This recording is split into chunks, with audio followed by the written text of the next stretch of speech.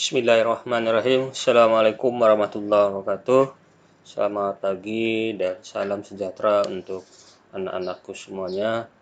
Alhamdulillah pada hari ini kita bertemu kembali dalam kegiatan pembelajaran PPKN, di mana hari ini adalah pertemuan kita yang ketiga kalinya, di mana pada pertemuan kedua yang lalu kita membahas tentang hak dan kewajiban warga negara di dalam Pancasila.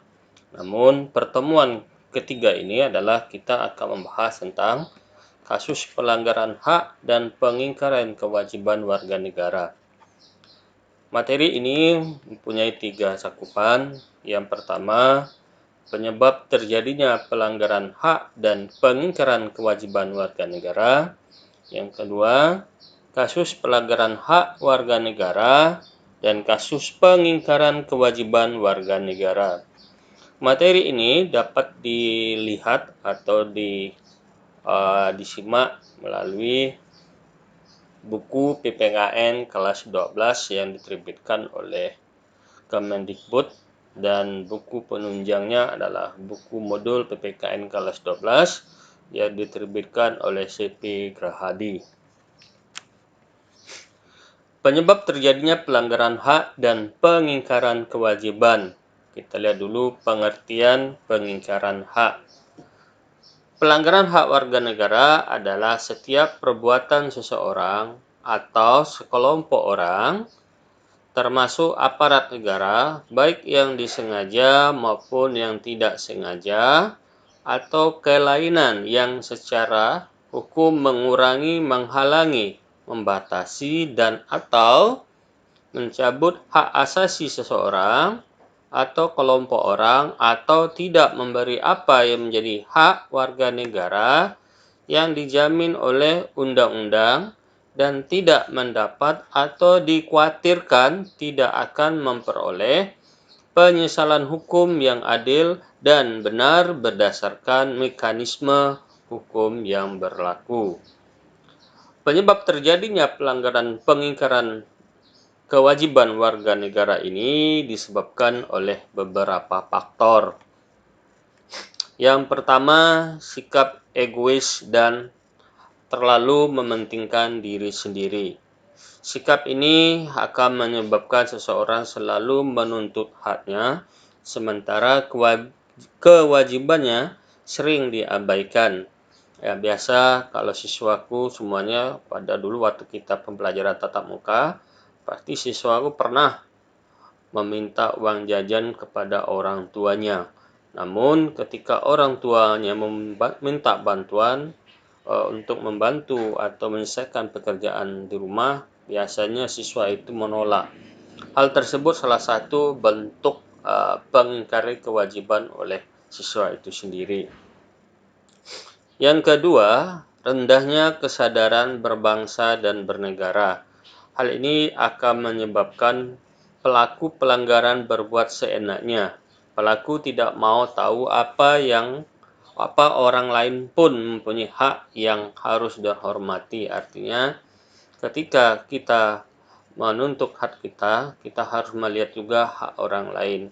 Salah satu contohnya adalah ketika siswaku berkendaraan di jalan raya. Jalan raya itu merupakan fasilitas umum yang digunakan untuk kita bersama. Namun, ada beberapa oknum ketika berkendaraan dia tidak mementingkan keselamatan orang lain, hingga dia melakukan trek tertentu untuk mengganggu lancarnya lalu lintas. Itu salah satu contoh rendahnya kesadaran berbangsa bernegara dalam bidang berlalu lintas.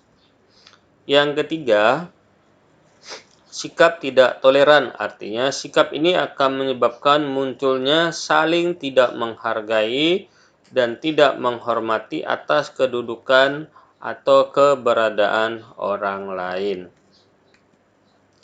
Kemudian yang keempat, penyalahgunaan kekuasaan. Kekuasaan di sini tidak hanya menunjukkan kepada kekuasaan pemerintah, tetapi juga bentuk-bentuk kekuasaan lain yang terdapat di dalam masyarakat. Ya, biasanya penyalahgunaan kekuasaan ini banyak dilakukan oleh oknum-oknum pejabat juga. Dia menggunakan kekuasaannya itu untuk mencari keuntungan pribadi hingga dia mengabaikan kewajibannya terhadap negara. Kemudian yang ketidaktegasan aparat penegak hukum. Aparat penegak hukum yang tidak bertindak tegas terhadap setiap pelanggaran hak dan pengingkaran kewajiban warga negara tentu saja akan mendorong timbulnya pelanggaran lainnya. Artinya ketidaktegasan aparat keamanan ini atau oknum aparat keamanan, maka dikhawatirkan akan muncul-muncul kejahatan-kejahatan yang lain ataupun kejahatan yang serupa.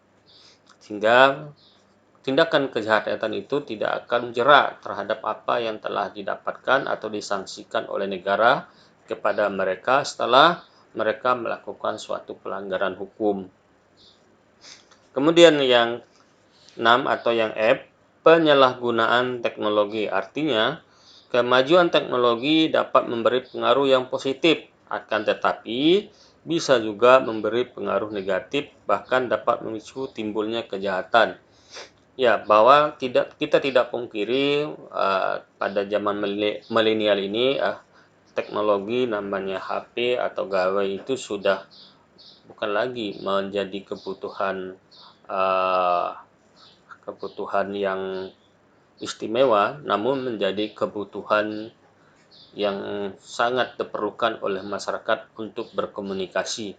Namun, banyak yang menyalahgunakan teknologi tersebut untuk melakukan perbuatan-perbuatan kejahatan seperti penipuan, kemudian melakukan prank. Ini juga menggunakan media sosial yang namanya HP itu juga tidak boleh dilakukan oleh siswa semuanya. Kemudian, kasus pelanggaran hak warga negara.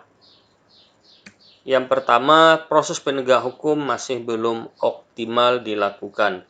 Ya, mungkin anak-anakku sudah menonton di media televisi elektronik atau membaca koran dan sebagainya bahwa memang proses penegakan hukum di negara kita untuk sekarang belum begitu bagus dikarenakan mungkin oleh sebab-sebab faktor tertentu, mungkin dalam penyelesaian kasus tersebut sangat rumit hingga tidak semudah yang kita pikirkan. Saat ini tingkat kemiskinan dan angka pengangguran di negara kita masih cukup tinggi, ya. Bahwa pengangguran ini memang penyakit suatu negara, bukan hanya Indonesia namun negara-negara lain, bahkan negara maju aja seperti Amerika dan Cina itu juga tidak terlepas yang namanya kemiskinan dan pengangguran. Ini juga adalah merupakan tantangan kita untuk mengatasi pengangguran, apalagi pada masa-masa COVID-19 ini. Pengangguran dan kemiskinan ini sekarang menjadi momok kita bersama, bahkan angkanya mulai menaik karena banyak terjadi PHK di mana-mana dalam perusahaan akibat dari COVID-19 ini. Makin merebaknya kasus pelanggaran hak asasi manusia seperti pembunuhan, pemerkosaan, kekerasan dalam rumah tangga, dan sebagainya. Ya, seperti gambar yang di samping, ini adalah salah satu kekerasan yang dilakukan di sekolah. Ya, biasa di sekolah itu biasa dilakukan kekerasan dalam bentuk verbal, yaitu bully. Ya, kepada siswaku bahwa bully itu juga tidak boleh dilakukan karena melanggar hak asasi manusia. Bahkan pemerintah mengeluarkan suatu peraturan bahwa bully itu dapat dipidanakan. Ya, pelaku bully dapat dipidanakan. Maka kepada siswaku tidak boleh melakukan bully, apalagi melakukan prank terhadap orang-orang yang selama ini anggap teman dan sebagainya, itu tidak juga boleh. Masih terjadinya tidak kekerasan atas nama agama. Ya, bahwa agama ini ada juga mereka menganggap agama adalah bagian dari yang paling utama. Memang betul bahwa agama itu adalah hak pribadi kita untuk menyembah Tuhan kita masing-masing. Bagi yang muslim menyembah Allah dan Rasulnya, ya, percaya terhadap Rasulnya. Maka kita juga lihat juga bahwa di Indonesia ini tidak hanya Islam, namun banyak juga agama-agama lain yang harus kita hormati. Maka sikap kita sebagai umat muslim, terutama yang beragama Islam, bahwa kita harus saling menghargai dan saling toleransi terhadap umat agama lain. Angka putus sekolah yang cukup tinggi. Ya, angka putus sekolah cukup tinggi ini disebabkan oleh beberapa faktor. Kemungkinan faktor paling utama adalah kemiskinan, karena pembiayaan terutama sekolah-sekolah yang swasta, tentu pembiayaan sekolah itu sangat tinggi. Kemudian sekolah-sekolah negeri juga ya kemungkinan juga ada masalah. Kemudian faktor kedua angka putus sekolah ini adalah ketidakpahaman orang tua terhadap betapa pentingnya pendidikan seorang anak itu untuk mencapai masa depan si anak bersangkutan, hingga orang tua biasa mengabaikan dunia pendidikan ini. Pelanggaran hak cipta. Ya, bahwa pelanggaran hak cipta ini biasa dalam bentuk pelanggaran tidak pembayaran royalti terhadap pencipta suatu benda, barang, atau kalau dalam bidang seni itu dalam bentuk musik atau ciptaan lagu. Untuk itu, pelanggaran hak cipta ini juga termasuk pelanggaran hak warga negara, karena tidak semudah orang pikirkan ketika seseorang itu menciptakan sesuatu. Pada umumnya kita ini kebanyakan melakukan plagiat artinya peniruan atau mengambil hak orang tanpa dicantumkan siapa yang membuat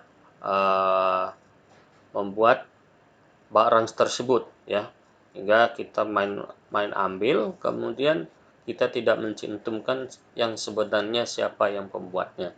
Nah, itu juga termasuk pelanggaran hak warga negara.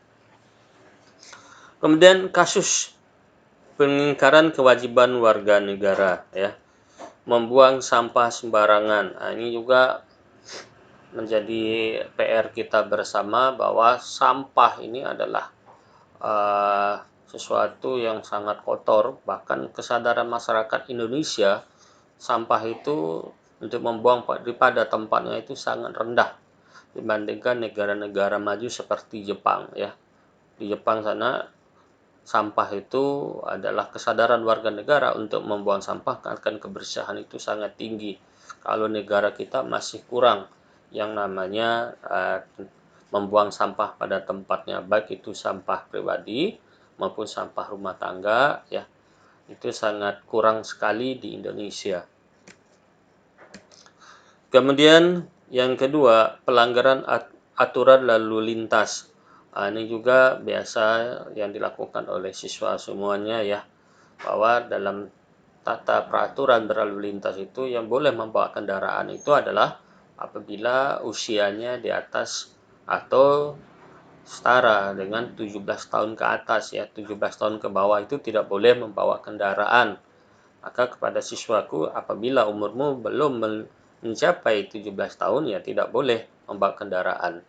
Ini juga termasuk pelanggaran hak asasi, pelanggaran hak warga negara. Kasus-kasus pelanggaran lalu lintas di Indonesia pada umumnya dilakukan oleh pelajar, karena mereka belum paham terhadap peraturan lalu lintas tersebut. Kemudian yang ketiga, merusak fasilitas negara. Ini juga termasuk pelanggaran pengingkaran kewajiban warga negara. Mencoret-coret dinding, tembok, bahkan beberapa fasilitas umum, taman, itu biasa dirusak oleh masyarakat itu sendiri. Maka sebagai pelajar, Bapak himbau kepada siswa semuanya, ketika kamu berada di fasilitas umum, tolong fasilitas umum tersebut dirawat, dijaga, jangan dirusak. Kalau kamu melihat ada seseorang atau sekelompok orang yang merusak, ya kamu punya kewajiban untuk menegur orang tersebut. Kenapa? Karena harus menjaga fasilitas umum itu merupakan kewajiban kita sebagai warga negara dan kewajiban kita sebagai masyarakat. Kemudian yang keempat, tidak membayar pajak kepada negara. Pajak ini adalah merupakan salah satu sumber pendapatan warga negara kita. Melalui pajak, kita dapat membangun jalan, membangun fasilitas umum lainnya, ya, bisa membayar gaji pegawai, kemudian bisa membayar gaji TNI, Polri, bisa membelikan alutsista kepolisian, tentara kita, ya. itu semua dari pajak. Maka kepada anak-anakku semuanya ya, apapun dalam hidup kita ini ada pajaknya. Bahkan kalau anak-anakku ke WC atau buang air kecil, di situ juga ada pajaknya ya, biasa dalam bentuk pajak distribusi, yaitu Rp1.000 kalau buang air kecil di tempat WC umum. Itu termasuk pajak ya. Maka dalam hidup kita ini tidak ada yang terlepas dari namanya pajak. Maka kepada anak-anakku semua, bayarlah pajakmu, pajak kendaraan dan pajak-pajak yang lain tepat pada waktunya. Kemudian yang kelima, tidak berpartisipasi dalam usaha pertahanan dan keamanan negara. Di sini Bapak contohkan seperti dalam kegiatan siskamling malam. Ya, di dunia modern sekarang, milenial sekarang, jarang kita melihat lagi ada namanya poskamling dan bapak-bapak atau warga melakukan sistem keamanan keliling atau ronda ya. Jarang kita lakukan, namun sekarang paling banyak itu dilakukan oleh satpam ya, satpam perumahan. Kalau di gang itu jarang namanya siskamling. Kenapa? Kesadaran masyarakat terhadap pertahanan dan keamanan wilayahnya itu sangat rendah. Mereka akan melakukan siskamling apabila kalau ada terjadi kecurian atau tindakan kriminal di wilayah tersebut. Maka barulah mereka melakukan suatu siskamling. Dan itu adalah salah. Kenapa? Mereka tidak melakukan pencegahan dulu melalui siskamling secara terjadwal ya. Namun ada juga ketika mendapat giliran masyarakat, nih sekelompok masyarakat, ketika mendapat giliran untuk siskamling, kadang-kadang masyarakat ini juga mengingkari dengan cara tidak hadir dengan bermacam-macam alasan. Itu juga merupakan tidak adanya kesadaran masyarakat tersebut betapa pentingnya keamanan suatu wilayah. Apabila keamanan suatu wilayah itu aman, tertib, maka pertahanan negara kita akan kuat. Demikian materi hari ini, sampai ketemu minggu depan ya. Minggu depan pada pertemuan keempat pada anak-anakku semuanya. Untuk itu jangan lupa materi ini anak-anakku lihat kembali melalui salur YouTube Bapak. Kemudian Bapak akhiri materi hari ini dengan mengucapkan alhamdulillah. Assalamualaikum warahmatullahi wabarakatuh.